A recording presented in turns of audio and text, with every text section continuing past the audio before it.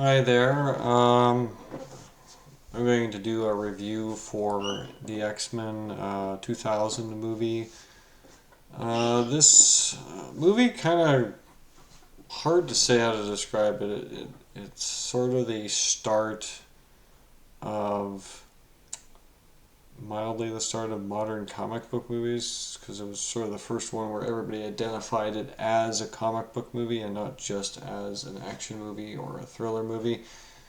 Um, More so than even Batman did. I think X Men rejuvenated the comic book genre because it was one of the first semi modern, taking itself slightly serious movies. The whole plot is a little bit oddball. It's about the X Men are basically a bunch of mutants. There's a genetic component in human bodies, and then randomly this produces a mutant trait.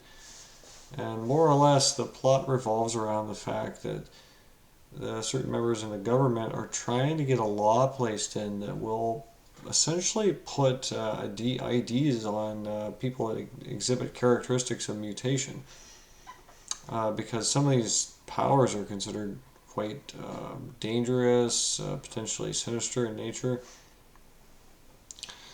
But regardless, of course, there's two different groups of mutants. Ian McKellen forms the group that's very much opposed to mutant registration. Yeah, it's mutant registration. They want mutant registration. The government wants to register all the mutants so that they know who they are, what they can do, and they can potentially form plans against them.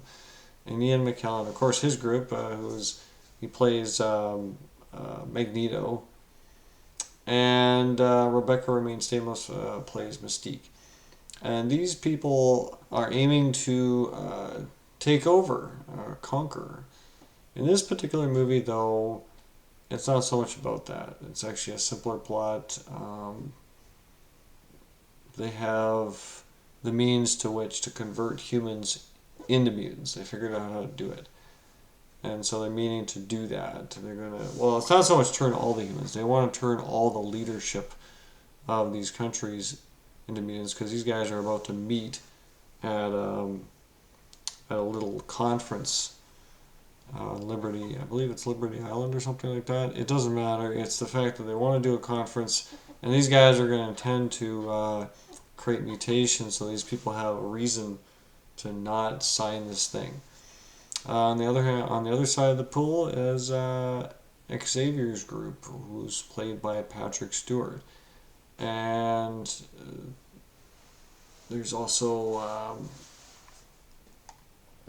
there's a few other people, more or less. Yeah, James Marsden and Halle Berry and Famke Janssen play on the other side, and these people are aiming to be peaceful coexistence with mutants. That's their whole play. That's their whole point. They think humanity can be made to understand them. They think they can get legality of mutation, noted legal right. Of course, this movie is not really per se about mutants per se. The whole X Men genre is basically a play on people who are different. This was the It was kind of like the in joke of the early '60s was we want equal rights. It's really about minority groups wanting equal rights.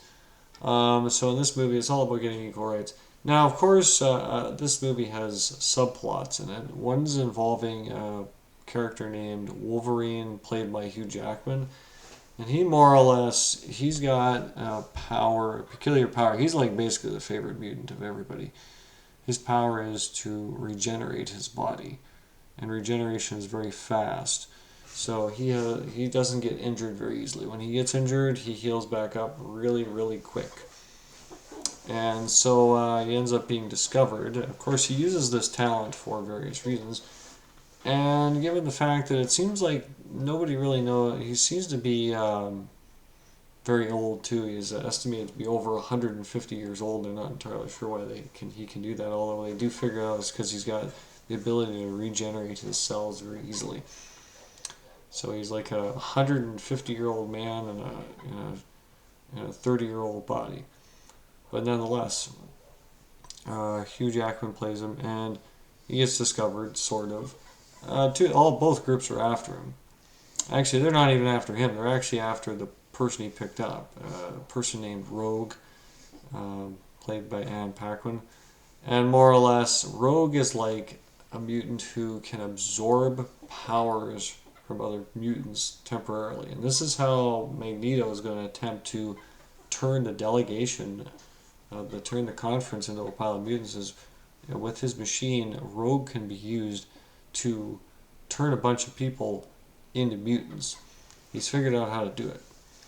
And more or less, it's an alright movie. The plotting is a little bit short. The problem with this movie is that it's a first movie, and I think they didn't really know how to make it properly. This is a pretty mild movie.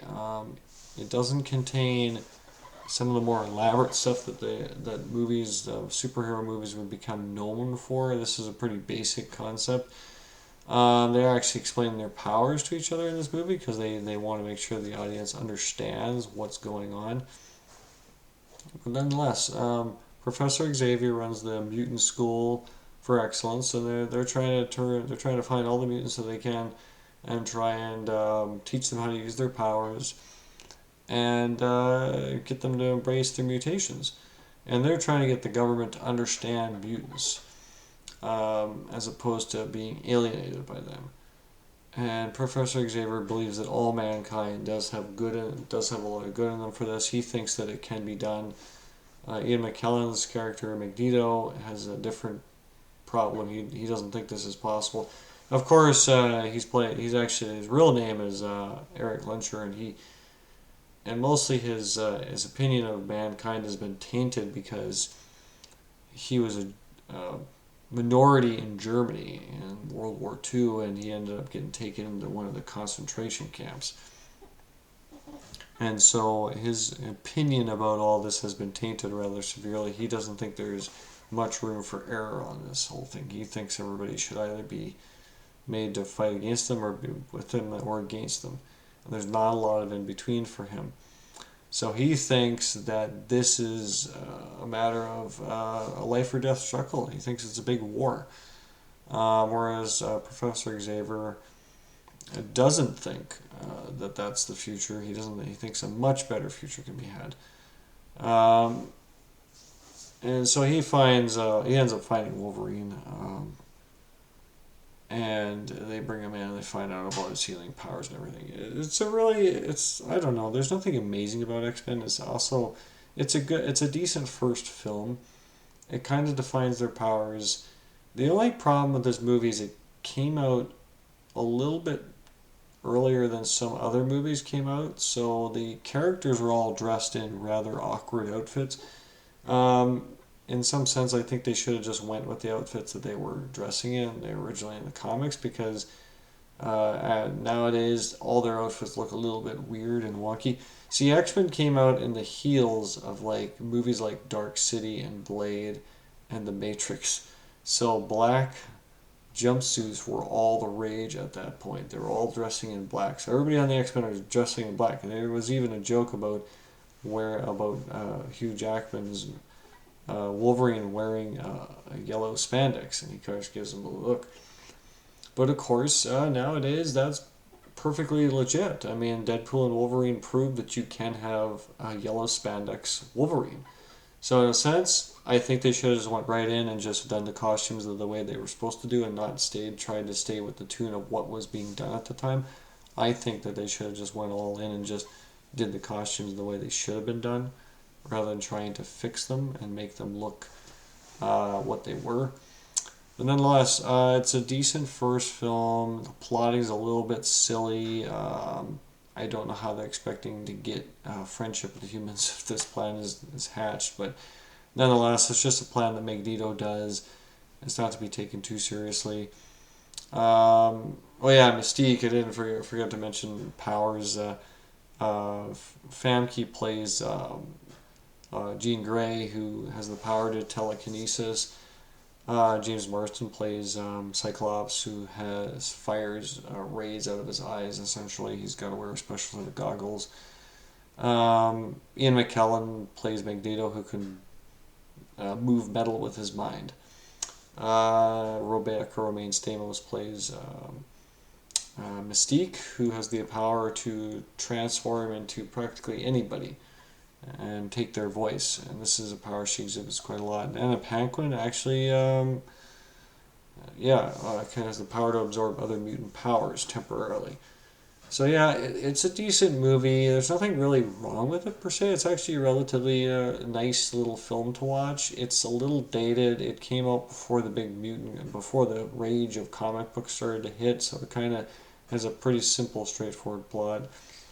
Um, but yeah, all in all, it's not too bad of a film. It's a worthy watch. There's nothing really that wrong with it. It's pretty procedural, but it's enjoyable the first couple of times. It gets a little bit worn out after like 10 times because, of course, the plot's pretty basic. Nothing really spectacular there. But yeah, it's a not too bad movie. It got the ball, so it got one of the balls rolling. It's one of the early comic book movies, so it works out in the end. It's a decent film. So anybody, I would recommend it to anybody for a first comic book movie. So there.